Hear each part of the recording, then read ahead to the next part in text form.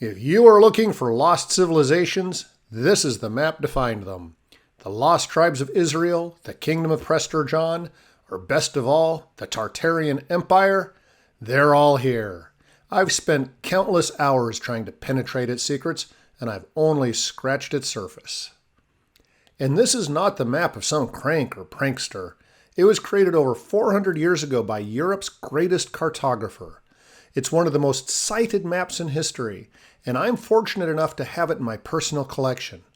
Today we're going to explore just one of its most fascinating mysteries, a single Latin sentence, here on the eastern edge of Asia. Amazingly enough, these few words are a clue to a conspiracy that once threatened the world with, I kid you not, Armageddon. Fortunately, the world dodged that particular bullet. Armageddon was avoided, and it wasn't really all that close. But the story is still worth the telling, and nowhere else will you hear the full extent of the tale. Welcome to the Eye of History. In every video, I take an antiquated map from my modest collection and I tell its story. It's a look at history, economic, political, military, cultural, technological, with a different perspective. If you like deep dives into diverse topics, never shallow or derivative, then please like, share, and subscribe. It really helps nerdy channels like this one.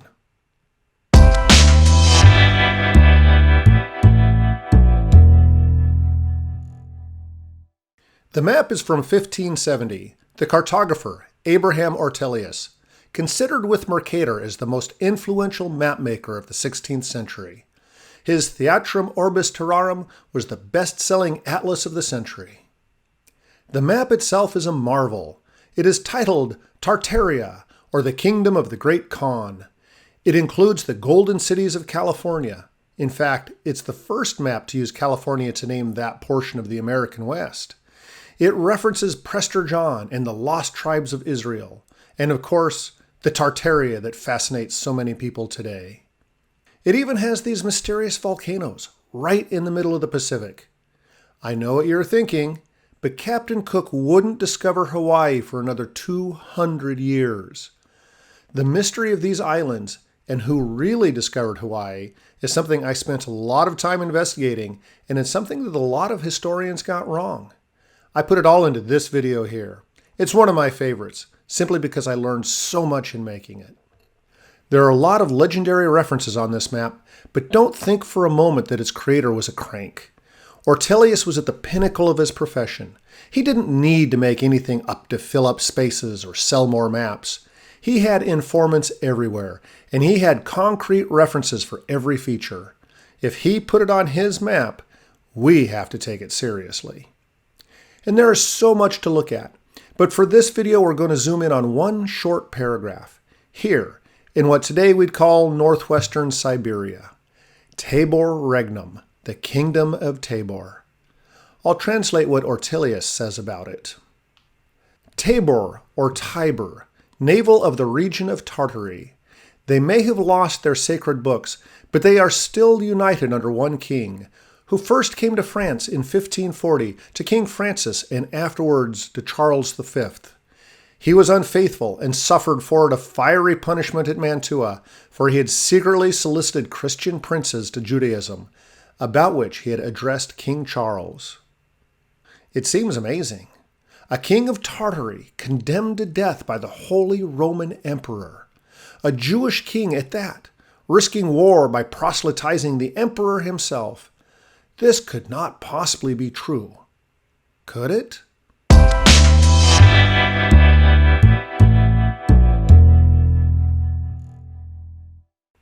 To find out, we need to start by looking for whatever references Ortelius might have been working from. He did not create his maps in a vacuum, and he was not the type of man to keep secrets, so we should expect to see references in other works, references to our mysterious Tabor. Sure enough, I found 3 references that echo Ortelius almost exactly. From The Pilgrimage of Samuel Purchas. The king of Tabor, or Tiber, in these parts is said to have come into France to Francis the French king about the year 1540, and was after at Mantua by Charles the Emperor burned for secret solicitation of him and other Christian princes to Judaism. A certain Peter Heylin wrote, "In this country in the wilderness or desert called Lop, from whence came King Tabor, whom Charles V burned at Mantua in 1540 for persuading the people to return to Judaism." Those were Englishmen. Here is an Italian, Giovanni Botero. Botero was a key figure in this video, where we investigated the mysterious appearance of the antipodal continent. Some men likewise say that King Tabor came out of these parts to turn into Judaism Francis, King of France, Charles V, and other Christian princes, and for his pains in the year 1540, by the commandment of the said Charles, was burnt to ashes at Mantua. These all agree with Ortelius quite exactly, but Ortelius wasn't cribbing from any of them. You see, Ortelius made his map 2 decades before any of these men started writing their books. As far as I can tell, Ortelius was the original source, and these other men were cribbing from him. I told you before the sort of influence Ortelius had.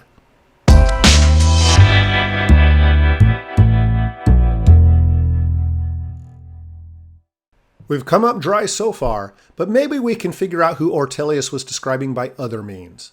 It seems that we are looking for a Judaizer condemned by Charles V and burnt at the stake in Mantua in about 1540.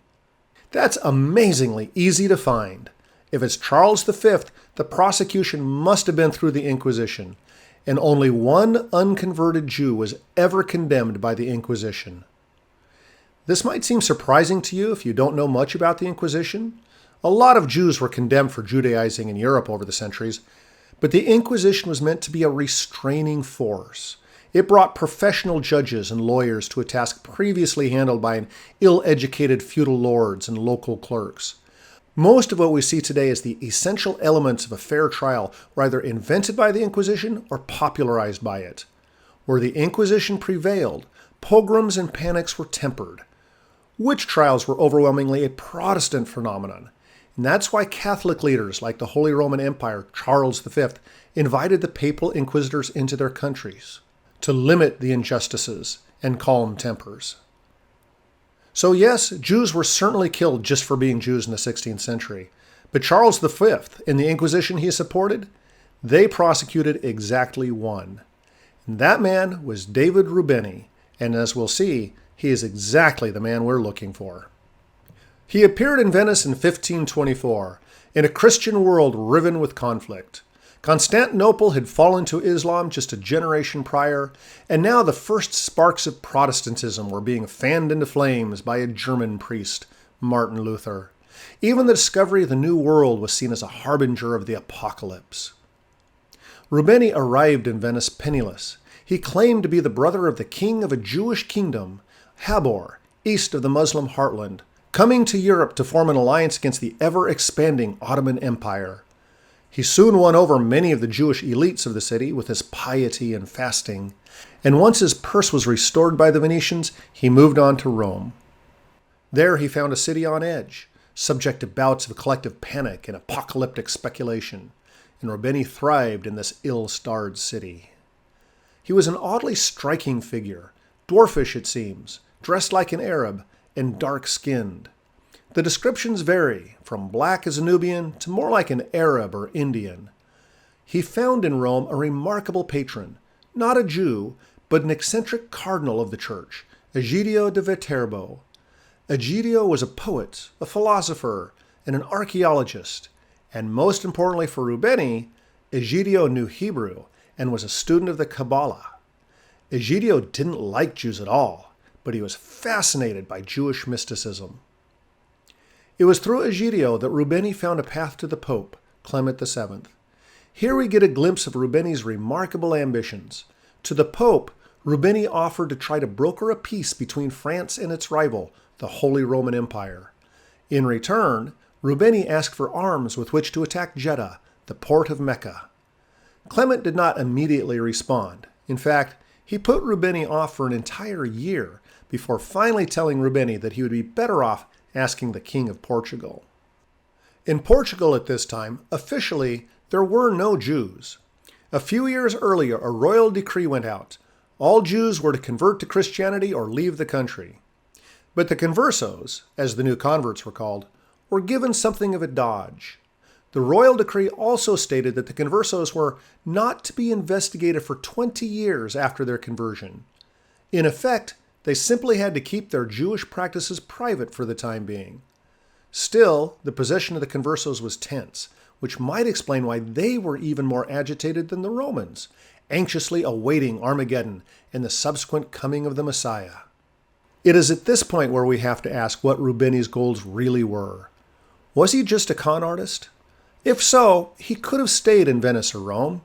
Or was he really trying to bring about Armageddon, the end-time battles between Gog and Magog, who for the Jews were surely names for Rome and Mecca? After Armageddon would come the Messiah and a new temple in Jerusalem. Most people then and now believe that Reubeni was really trying to bring about Armageddon by goading the Christians and Muslims into it. But I'm not so sure. Reubeni's diary, much of which survives and you can read an English translation online, I'll leave a link in the description, begins with Reubeni in Jeddah, having traveled all of 10 days from his home in Tabor. He disguises himself as a Sayyid, a Muslim holy man and descendant of Muhammad, and crosses the Red Sea to Africa. He claims to have gained the favor of a certain sultan in Sudan, and he has a number of adventures in Egypt and the Holy Land. But he is mostly rebuffed by both the local Jews and the Muslim rulers alike. At this point, his diary doesn't suggest any great plan. Some historians question whether he went to Africa at all. But I think he did, for the simple reason that, although many details have some bragging in them, the overall account isn't exactly flattering to himself. The plainest reading of it is that in Africa, he posed as a Muslim holy man as a simple Khan, but after several close calls, he gave it up and moved on to Venice. In Venice, he found a new Khan, being the Prince of Tabor, and in Rome, he started experimenting with the Armageddon angle. In Portugal, he changed his pitch a bit and became about an attack on Jeddah, something that King John would have listened to with interest. His father had previously attacked Jeddah and failed. But after Portugal, we don't hear about Jeddah anymore, only Jerusalem. In each location, he tailored the pitch to the sucker. Regardless of his actual motives, in Portugal the message that the conversos heard was of the apocalypse. And this was a serious threat to the Christian state. Whether Reubeni was leading the movement or being carried along is unclear, but the eventual effect was a change in policy towards the conversos. A few years after Reubeni left, the formerly relaxed King John asked the Pope to send the inquisitors, and the depth of their conversions was now subject to question. Meanwhile, Reubeni's entourage became ever scruffier, quarrelsome, even violent, while at the same time poems were being composed praising him for his promises of a free Jerusalem. At first, the messianic message actually endeared him to King John, and King John was excited to know that the first battle of Armageddon was set to be the conquest of Jeddah. But then, one of his officials, a talented converso and a high court judge, circumcised himself, an act that flouted the don't ask, don't tell policy that had prevailed.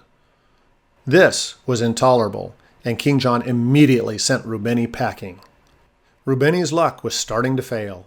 On his way back to Rome, a storm forced the ship carrying Reubeni to take refuge in a Spanish port. He was immediately arrested, as no Jews were allowed in Spain. He was eventually released, then arrested again, and then released. And as he tried to get back to Italy, his luck continued to be foul. He was shipwrecked on the French coast and seized by a local lord. He was held for 2 years before being ransomed by some local Jews. Meanwhile, the Emperor Charles V had sacked Rome, and most of Reubeni's supporters there either fled or were killed. Rome was no longer safe for the irascible Jew. Finally, in 1530, Reubeni reached Mantua. Having lost his letter from his brother, the King of Tabor, he tried to forge a new one.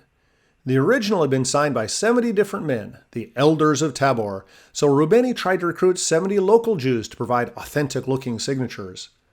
He failed, so he had a new letter drawn up without all the signatures and got a craftsman to make a fancy seal for the King of Tabor instead.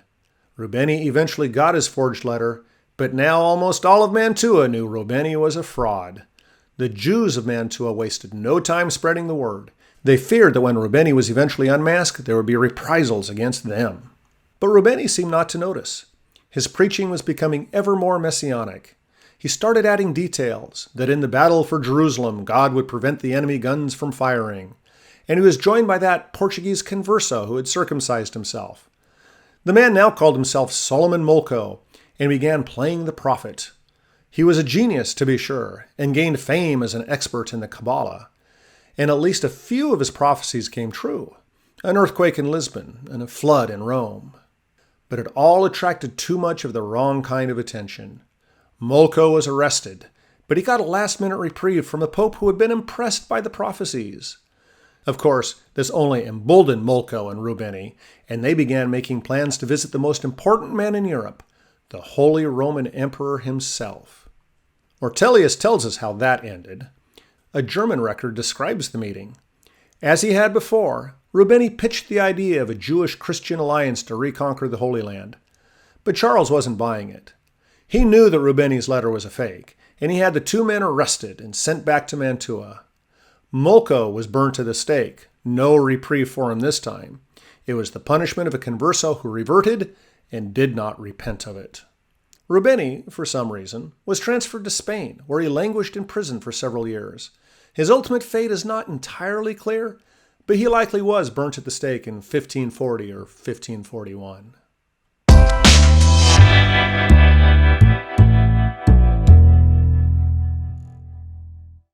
Or 30 years later, Ortelius made this map.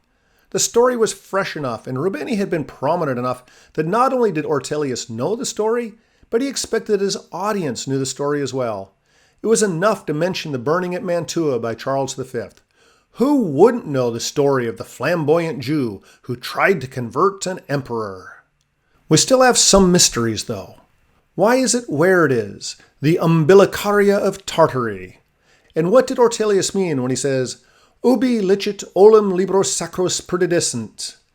They lost the sacred books. It all ties into the story of the lost tribes of Israel. When Assyria conquered much of the Holy Land in the 8th century BC, all but 2 of Israel's 12 tribes were assimilated into the empire of Tiglath-Pileser. This was something the Assyrians did to pacify the peoples they conquered. Modern scholarship all but proves that only a minority were actually taken away, but people have been looking for the so-called lost tribes ever since. The pursuit would get a shot in the arm every time another Jewish community was found in some unexpected place, such as the Jews of Kaifeng in China, who, by the way, were really just the descendants of Jewish merchants who had settled there in the 8th century AD. Even non-Jews have sometimes been thought to be descendants, even the American Indians. There's a lot more to the story, and I'll be going back to this map again in another video. But the Old Testament plainly states that the tribes were all relocated within Assyrian territory, in Mesopotamia, and therefore shouldn't be on this map at all. Moreover, Reubeni stated very clearly where he came from, a place about 10 days' travel from Jeddah. He called it Tabor. It's known today as Kabar, and it is exactly 200 miles north of Jeddah, and in Reubeni's time was known to be a home to Jews. Of course, the part about Reubeni being a general of its massive Jewish army was clearly a fabrication. Regardless, Ortelius did not put Tabor where the Bible said, nor where Reubeni said. Ortelius also said that Tabor had, quote, lost the sacred books. When referring to Jews, that could only mean that they fell away from their Jewish religion and tradition. Yet Reubeni was obviously Jewish through and through. So Ortelius did not follow Reubeni's own description. Apparently he knew only the general outlines of Reubeni's story and not the details. In locating Tabor, he was following another tradition of the lost tribes, and the reference to Reubeni was just an afterthought. A fuller investigation will have to wait for another video. The idea of a Jewish people fallen away from their faith, becoming the navel of Tartary, deserves a video of its own.